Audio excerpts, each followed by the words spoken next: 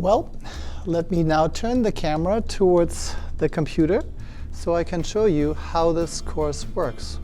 So here we are with our Moodle shell for the Religions of the World class with Justice Connection.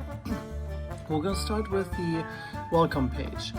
So here you first have the video that you probably already saw, so we don't have to go through that again, with a little introduction. Then you will have my office hours. Again, I do not have office hours because I'm an adjunct professor. So the way that you can get in touch with me is either to stay a few minutes after class. You can also request a WebEx meeting with me that we can schedule at a time that fits for both of us.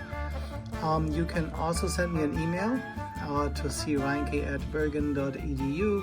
And I usually am pretty good about responding to you as soon as I can, within 24 hours, unless it's a weekend or holiday. And you can also send me a text message to 201-320-2951, but only if you really need to have an immediate answer to something. Next is class attendance and where we meet. It is great that we are in person again, so that we will actually have 2 class sessions on campus. We will meet on Tuesdays and Thursdays from 11 a.m. to 12:15 p.m. in the Pitkin Educational Center in Paramus.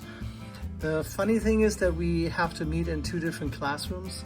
So on Tuesdays we will be meeting in room number C308, which is all the way on the 3rd floor. And on Thursdays we are meeting in room L146, which is on the ground floor, coming in through the south entrance of the college. First day of class is January 18th. Spring break will be from March 14th to the 19th. There will be a Tuesday off for you on April 5th because of the faculty conference, and then Tuesday, May 10th is going to be the last day. Now, I expect you that you attend each and every class session.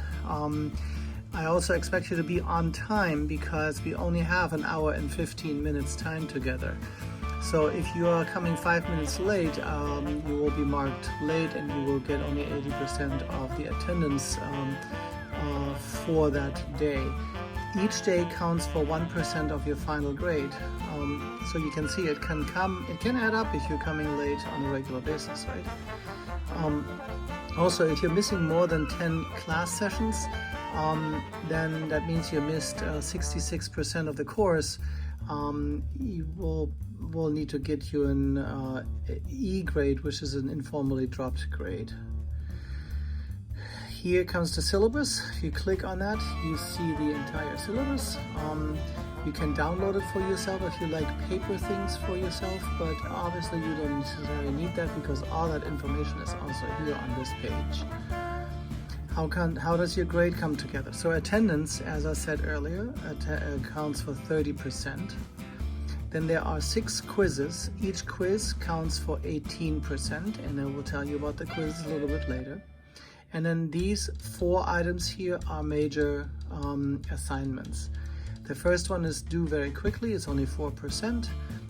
Then there are 2 big ones that each count for 20% of the final grade, and then the last one 8% of your final grade. And here you can see how the grade comes together in the end.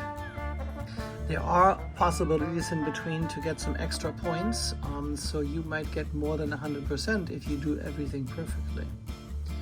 And then here is the course outline again, in a little bit bigger.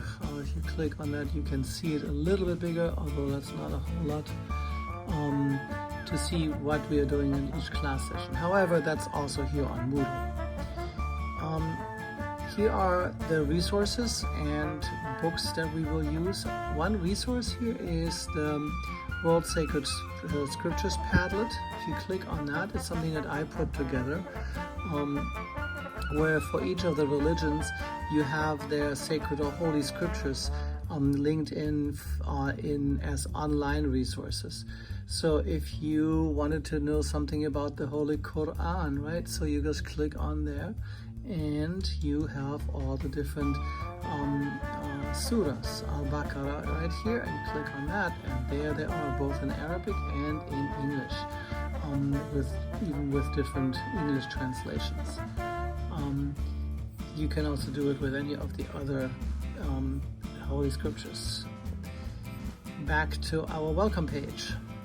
There are 2 books that are recommended for the course. I'm not making them required, but recommended.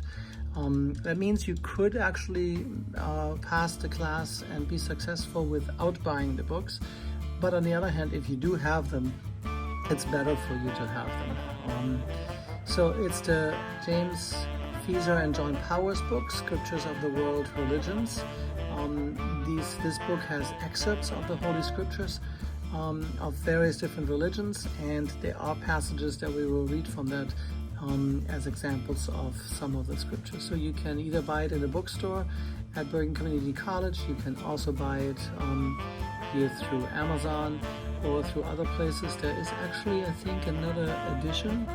This one is the, which one is it? It's the 4th edition, I think. But there is another edition that you could also get. Either one is fine. The second book is our textbook, the Stephen Prothero, Religion Matters, An Introduction to the World's Religions. This one has a description of all the different religions that we will touch on. There may be some additional information here, or also not all the information that I will give you is in here, but it might be a good supplement to the information that you get in class. We will not directly read from this book, so you do not need to bring this to class. This is something for yourself to look into. You can use it as a source for your research paper, for example. That's a good place to look, among many others. Okay, so and then the last thing on the welcome page is the How Does This Course Work video, which is the one that I'm making right now. So the one that's here is not for this course. It'll look differently by the time you get there.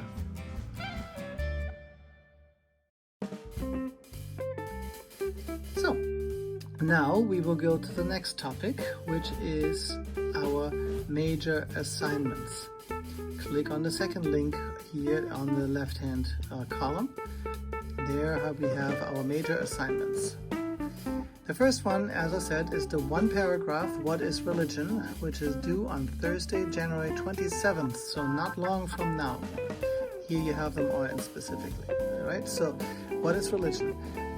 Write 1 paragraph on your understanding about what religion is. Take into account the first lesson from Unit 0, which is right in the beginning. That's what we will do on our first Thursday. And also take a look at the article by George Cronk, which is linked in here. So read that article and take that into account as you are writing your only 1 paragraph, please, right? It's not a big paper, so just a 1 paragraph that you should put in there with your own definition of religion. The second major assignment is the site visit report, and this may be a little bit more involved. So this is a 20% final grade value, right? So write a report on your visit to a religious service or event from a religious tradition other than your own. Please refer to the guidelines. If you click on that, you have the guidelines here.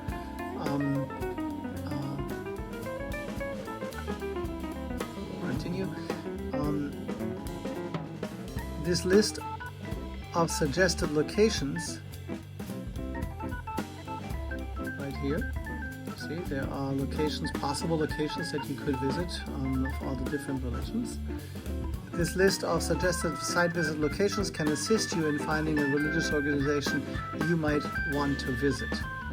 The paper should be 2 to 5 pages, double-spaced. Use the MLA style of writing, right? So you click on that, you can actually see what that is.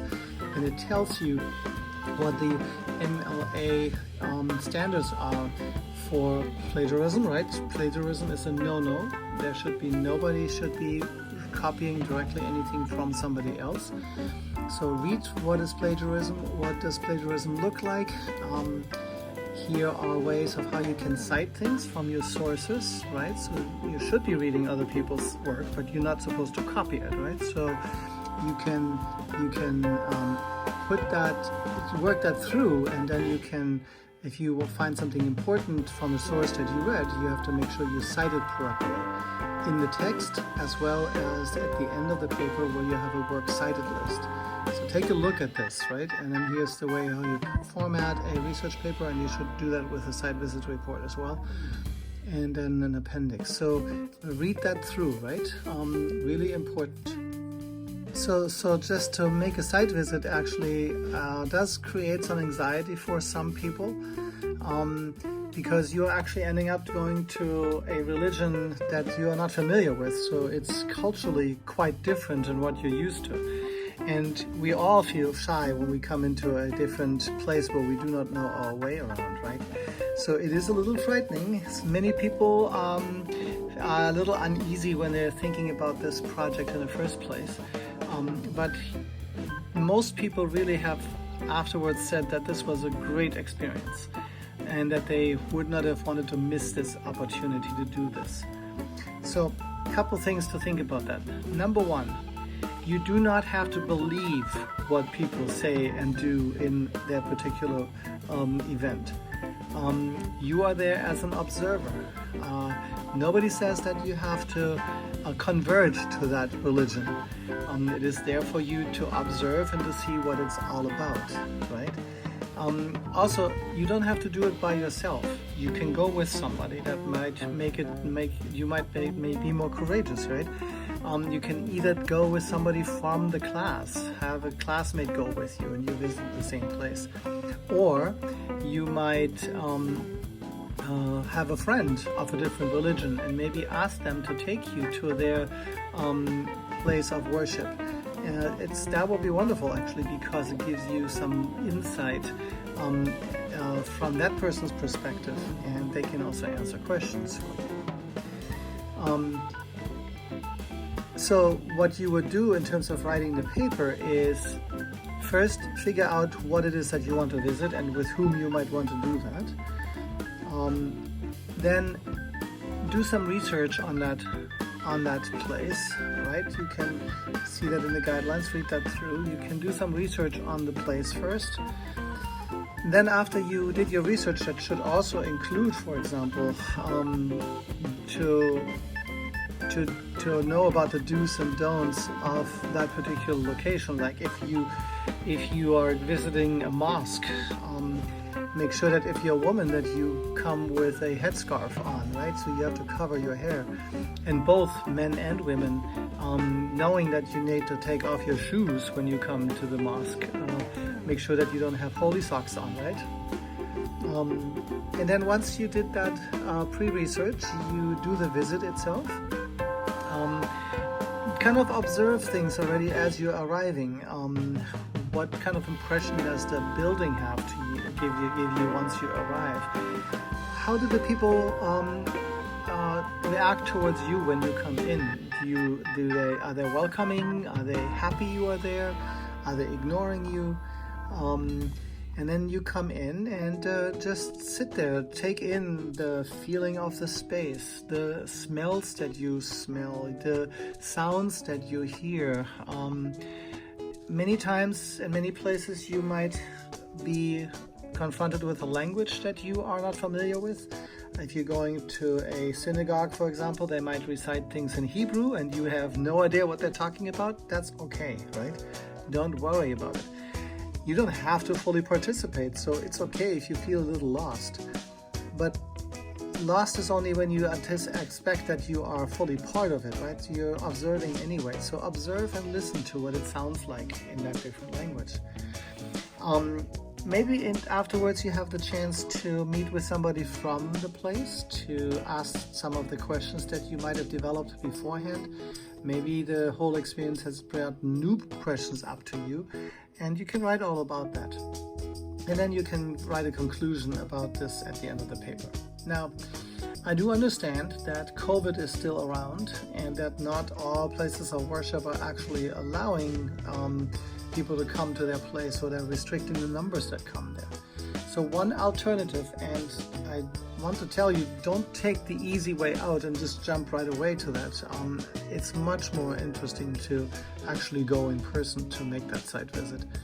But if you have to, you can also go and visit either a live stream worship someplace, like here. If you click on Muslim, for example, this is a video here because or maybe they have a service, maybe there is a prayer right now going on at the Clifton side of the Islamic Center of Passaic County. So you can also do a Jewish service or a Christian service, a Lutheran specifically here, or you can watch one of the videos, choose one of those and do the same thing, right? First, study the religion a little bit, then watch the video and note your feelings and your observations, and then write about that as well, right? So here are all those videos that you can find. So that's a pretty involved project. You do have time until March 8th, so about 6 weeks or so.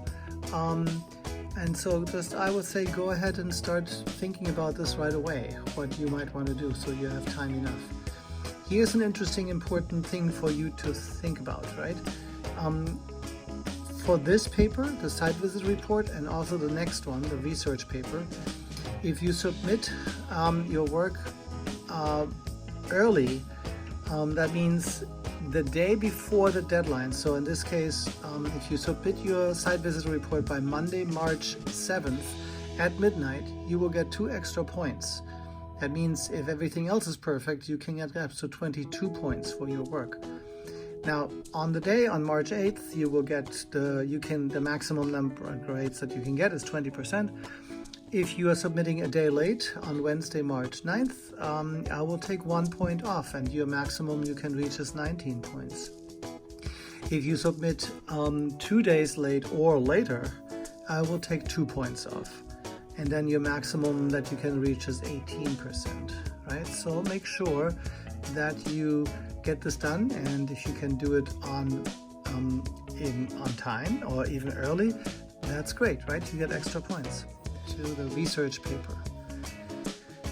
The research paper is really your academic work for the course. Write a scholarly research paper on the topic of your own choosing. You can choose from the posted list of suggested topics. Here are the topics. Actually, I want you to choose one of those topics here. You can either focus on one religion. You can talk about all the major holidays and their meanings in Hinduism or in Buddhism or in Judaism, and so on and so forth. You can talk about, when did Jesus become divine? Those are all examples. Or Martin Luther, was he a reformer or a rebel, right? So do that kind of research. Also, some of you I read, or some of you might like anime movies, right? So if you go, if you want to watch either Spirited Away or Your Name, and then write about what kind of Shinto references you detect in those movies, that would be a great paper as well. You can also do a comparative study. The creation of the world, for example. How do Hindus see that? How do Buddhists see that? How Judaism, how Christianity, how is Islam describing the creation of the world, right? So that's a comparative thing. Or water as a symbol in many religions. How do religions use water as a symbol for their religious meaning? You can also suggest your own topic, but if you do so, then please run it by me first so I can make sure you're not doing too much all of a sudden. So after you picked your topic for the research paper, now let me go back again. This is always, there we are.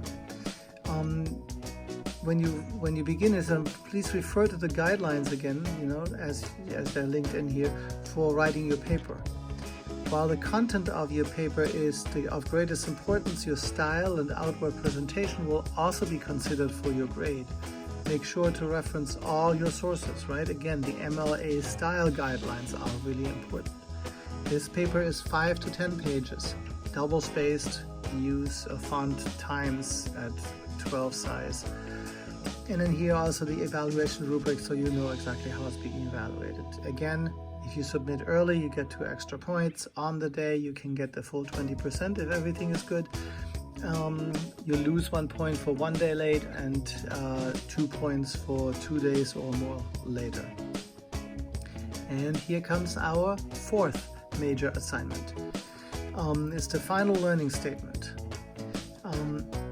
Identify 3 to 5 significant learnings, things you have learned that have emerged from our coursework this semester. The number of pages for that is up to you, so you can write as little or as much as you like, as long as you identify 3 to 5 significant learnings. It's basically just a reflection about the whole course and what it is that you mostly take out of this. There are also guidelines linked into this here. So those are the major assignments, and then here you can see basically the progress or the progression of our courses. So since this is an in-person class, you don't really have to worry about any of these things because we basically have everything in class. However, I linked into this all of the videos that I took personally, and some of the videos that we will be using in class, they're also linked into each one of those sessions. So let me just, for example, click on Hinduism, right? That's our first one. So here are the class sessions, and then there are the justice connection things put in between here. So here's a justice connection session that we will put in where we talk about non-violence.